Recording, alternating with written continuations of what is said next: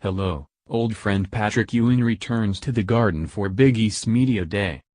New York, Patrick Ewing used the front entrance of Madison Square Garden on Wednesday for the first time in longer than he could remember.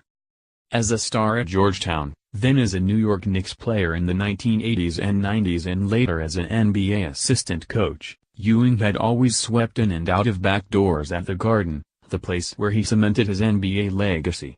But Wednesday morning for Big East Basketball Media Day, Ewing shuffled through a metal detector and bag check along with everyone else.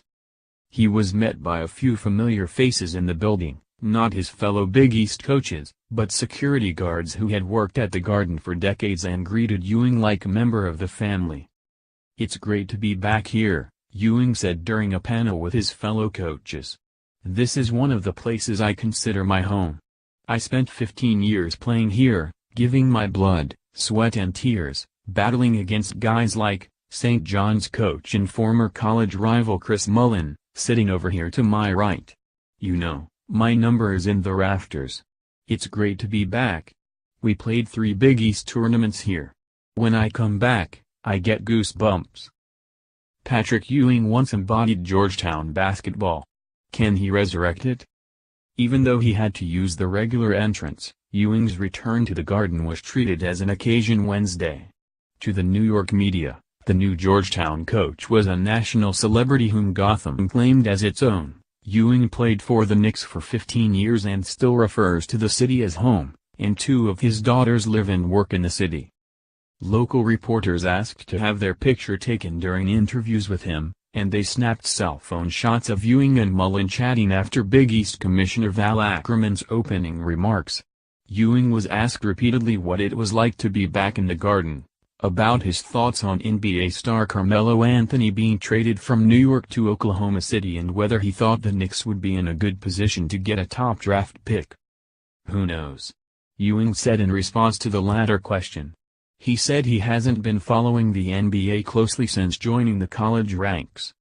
The Big East celebrated Ewing's return, and with it, a potential revival of the rivalry between Georgetown and St. John's that dominated the Big East when it was a power conference, with just as much excitement. Ewing and Mullin drew a fair amount of attention throughout Media Day.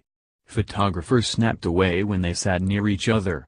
For the first time in years, the crowd around Georgetown's table, where junior big men Jesse Govan and Marcus Derrickson sat next to their new coach to answer questions, was comparable to the crowd around Villanova's. The Wildcats were picked to finish first in the 10-team league in the preseason coaches poll. The Hoyas were picked 9th. Rick Pitino, after Louisville dismissal, sues Adidas for damaged reputation. Xavier coach Chris Mack, who sat beside Ewing and Mullin in the second coaches panel of the day, put Ewing and Mullin's presence in perspective. "Thank you for putting 3 of the best players in the history of college basketball in the same panel," Mack joked before answering his first question. "I was the 3rd, for sure, in this group." Ewing is one of 4 men in the Big East coaching his alma mater. In addition to Mullin at St. John's, Mack played his final 2 years of college eligibility at Xavier, and Butler's new coach, Laval Jordan, played for the Bulldogs. Those coaches help give the Big East a sense of tradition, and beyond that, they offer engaging stories, said Ackerman, who has led the conference since 2013.